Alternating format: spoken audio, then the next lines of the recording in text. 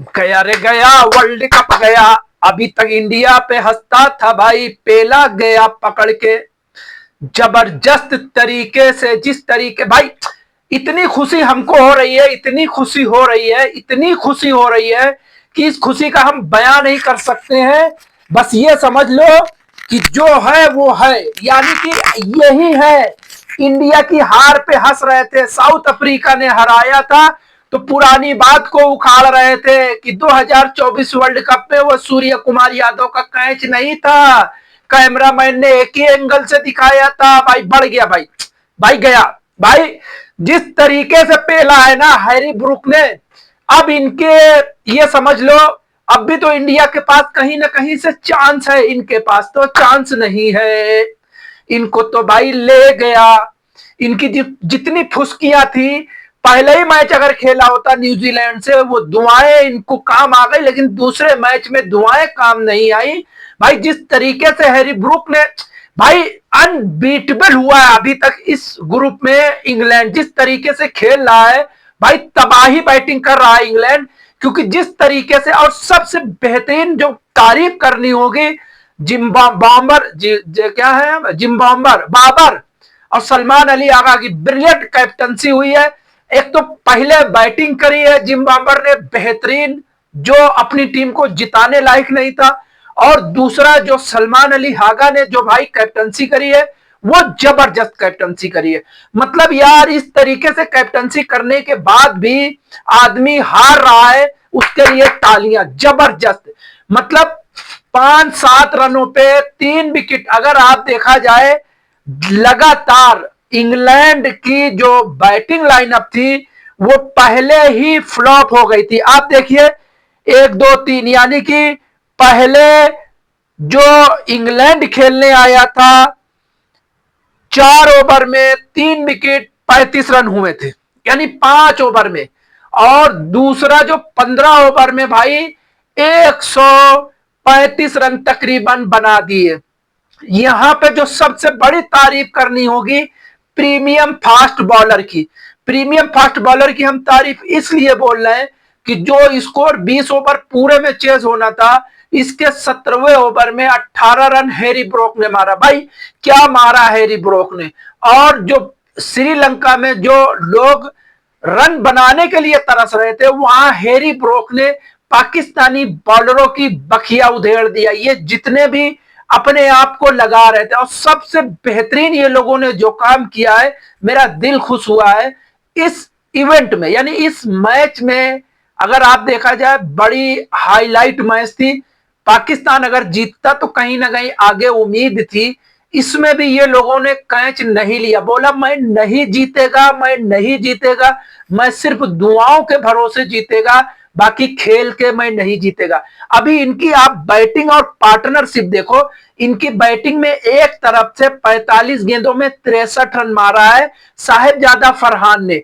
अगर आप दूसरी तरफ देखो हैरी ब्रूक, हैरी ब्रूक इतने आगे जाने के बाद 50 गेंदों में शतक मारा है। इससे यह साफ साफ झलकता है साहेबजादा फरहान ने यहां पे सिर्फ अपने लिए बैटिंग करी है। जिस तरीके से लगातार बाबर आजम अपने लिए बैटिंग करते हुए नजर आए, इससे सीधा सीधा झलकता है। क्योंकि आप 40-45 गेंद खेल के गेम को आगे नहीं ले जा पाए और अपना विकेट थ्रो कर दिया, ये निहायत ही घटिया बैटिंग है। और उसके बाद भाई सैम अयूब तो इस पूरे टूर्नामेंट में सिर्फ एक छक्का मारने आता है, आज सिर्फ एक चौका मारा। और उसके बाद हागा साहब भी जैसे आए हैं वैसे ही चले गए। और सबसे बेहतरीन पारी जो खेली है भाई, बाबर आजम को जेम्स ओवरटन आउट करके भाई पछता रहा था, बोल रहा था ये हमको जिताने आया है, हमने इसको आउट कर दिया, मतलब अपने आप को कोस रहा था। क्योंकि जिस स्ट्राइक रेट से बाबर आजम रन बना रहे थे, अगर बाबर आजम 3-4 ओवर और खेल लेते, जो ये स्कोर पाकिस्तान का 164 रन बनाता, ये महज 140 रन पर ही सिमट जाता। लेकिन यहां तारीफ करनी होगी, इतने दिन से पूरे सीरीज में नहीं खिलाया फखर जमान को, लेकिन फखर जमान ने 16 गेंदों में 25 रन मारा। अब देखिए फखर जमान की आप बैटिंग देखिए और शादाब खान की बैटिंग देखिए, यानी कि इस पिच पे जो सेट हो गया वो 150 प्लस से स्ट्राइक रेट से रन मारने की सलाहियत रखता है। लेकिन इनके जो मेन बैट्समैन थे, वो सब निठल्ले दो कौड़ी के हैं। हम फिर यही बोलेंगे, दो कौड़ी के बैट्समैन हैं। और अगर आप इंग्लैंड की तरफ से बॉलिंग देखें, जॉर्फर आर्चर 4 ओवर में 32 run 2 wicket, James Overton 3 over में 26 run 2 wicket, Sam Curran 3 over में 24 रन। देखिए सैम करन इस टीम का एक बोलते हैं ना रीढ़ की हड्डी है।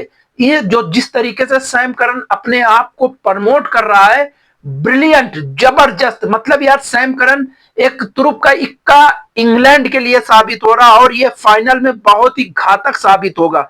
हालांकि इंग्लैंड के आखिरी ओवरों में लगातार 3 विकेट गिर गए थे। जब हैरी ब्रोक ने अपना शतक पूरा किया था प्रीमियम फास्ट बॉलर के सामने, तब 6 यानी कि 10 रन चाहिए थे। उसके बाद हैरी ब्रोक के आउट होने के बाद फिर लगातार 2 विकेट गिर गए। लेकिन जब तक इंग्लैंड कहीं ना कहीं इनको पैरों के नीचे ले आई थी और ये टूर्नामेंट से बाहर हो गए। क्योंकि अगर आप देखें, शाहिन शाह अफरीदी ने 4 विकेट जरूर लिया है, लेकिन काम कुछ भी नहीं आया। और जो इनके उस्मान तारिक 31 रन देकर 2 विकेट लिए। यानी कि अगर आप ओवरऑल इनकी बॉलिंग देखिए, बॉलिंग तो सही हुई है, लेकिन ये जो स्कोर था, ये स्कोर में इनके 20 से 25 रनों की कमी थी, जो कि इंग्लैंड ने टाइट बॉलिंग और फील्डिंग से करी है। यानी कि ये लोगों ने अपने आप को दुआओं के भरोसे ही जीतने के, मतलब बोलते हैं ना, दुआओं के भरोसे ही चलते चले आए हैं, आखिरी में हार गए। अब इस इनके ग्रुप में, अगर इनके ग्रुप की हम बात करें, इनके ग्रुप में भाई इंग्लैंड क्वालिफाई कर चुका है 2 मैच जीत के। क्यों? क्योंकि न्यूजीलैंड और पाकिस्तान का मैच बारिश से धुल गया है, दोनों को एक एक पॉइंट मिल गया है। अब न्यूजीलैंड के पास 2 मैच बचे हैं और पाकिस्तान के पास 1 मैच बचा है। कुल मिला के बढ़ गया भाई, बढ़ गया, खत्म, बढ़ गया, खत्म सपना। तुम लोग जो जलील कर रहे थे इंडिया को ना, अब खुद जलील हो। थू।